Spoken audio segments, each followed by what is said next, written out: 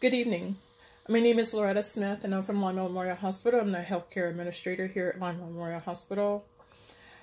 And we're going to be talking about a policy, and the policy is in regards to nurses advocates. Advocating for public health policy. Executive summary. Although healthcare is projected as one of the high expenditure industries, more than 14.3 million people have been employed in the healthcare industry, and it's projected that 3.2 million new healthcare related jobs will be created during the upcoming 8 years. In the United States, the average household spends roughly $15,000 on healthcare each year. This includes insurance premiums, Medicare expenses, Medicaid taxes, and other costs and out-of-pocket expenses.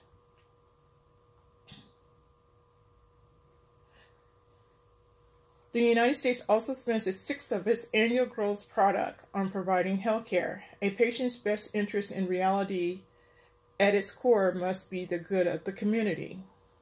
Based on the medical needs, medical physicians want advocates for the patients.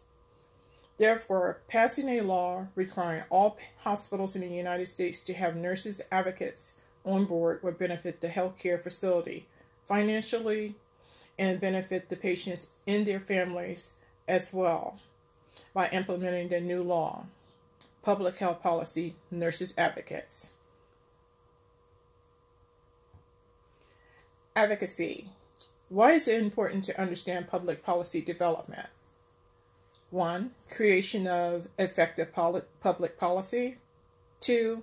Knowledge about the health. 3. Attitudes and behaviors of the population. By having acquired knowledge can provide strong and effective public health policy and achievement of health equity. It is our obligation, ethical obligation, to incorporate the needs of the population in policy development. What is advocacy? Advocacy is strategy. What is strategy? Strategy is a plan. Strategy is to influence policymakers when they make laws and regulations, distribute resources, and make decisions that affect people's lives. Nurses play a vital role in the care of their patients, as well as the ongoing attempt to improve population health outcomes. This often includes the role of nurse advocate, a trained healthcare professional who acts or intercedes on the behalf of the patient or the interest of improving the nurse's profession. The nurse promotes advocates for and strives to protect the health, safety, and the rights of the patient. The primary voice for the public health. Advocacy is the way to protect all Americans in their communities. For example, serious health threats.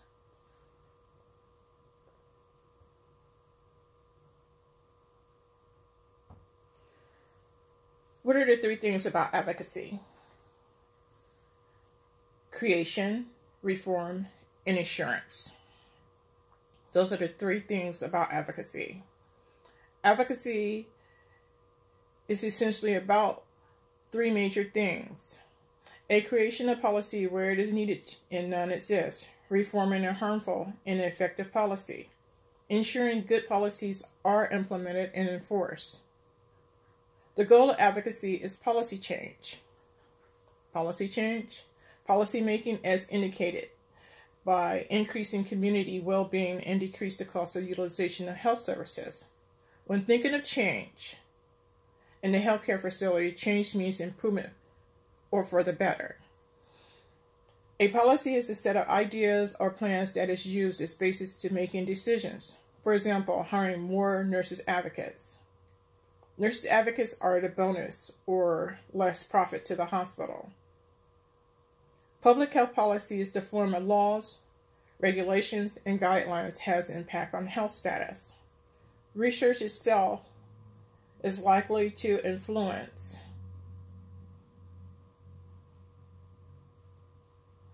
are being implemented have a significant impact on policy change. However, to improve the programs and further evidence-based policy, we need to use the best evidence and expand the role of researchers and practitioners. specific policy elements that are effective to the document outcomes to improve, expand, and terminate policy.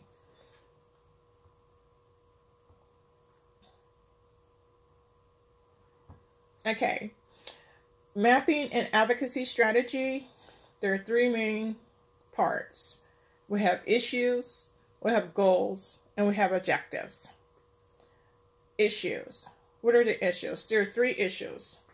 Zero nurses advocates. We have absolutely nurses advocates in the hospitals. Non-communication, and excessive cost. What about our goals?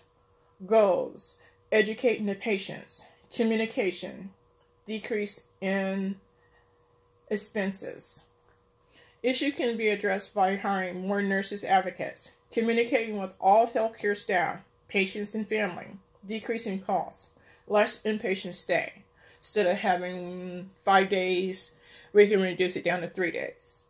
Instead of 2 days, we can reduce it down to a 1-day stay or overnight stay.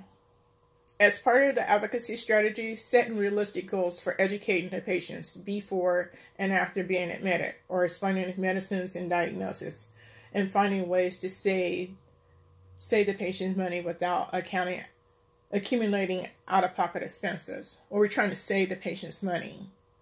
Implementation of the nurses advocates can start by hiring 5 nurses advocates in 2019, then 5 more in 2020, then 5 more in 2021.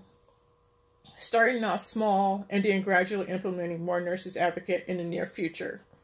So I figure if we start off with the 5, then we can gradually increase it to 10, then increase it to 15, and then to 20.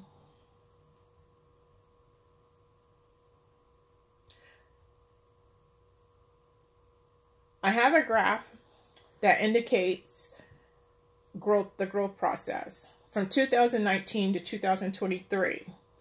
We started off with $10,000 and we had a profit all the way up to $50,000. The chart is listed above, shows the growth from $10,000 to $50,000. This is the first year of Nurses Advocate. Second year, $100,000. Third year, $150,000. Fourth year, $200,000. And by the 5th year, we had $250,000. So, think in 2 years, we have $500,000.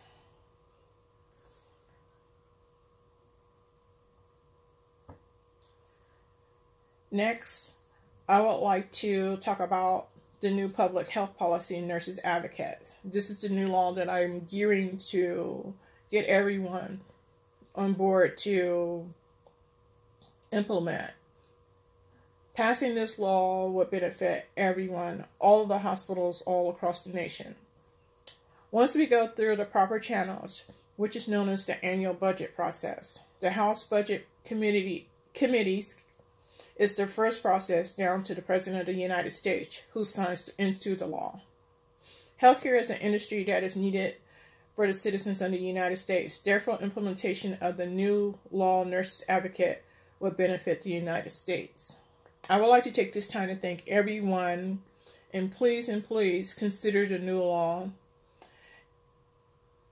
My number is 419-231-1472. And my email address is lorettawilkerson@gmail.com. Thank you.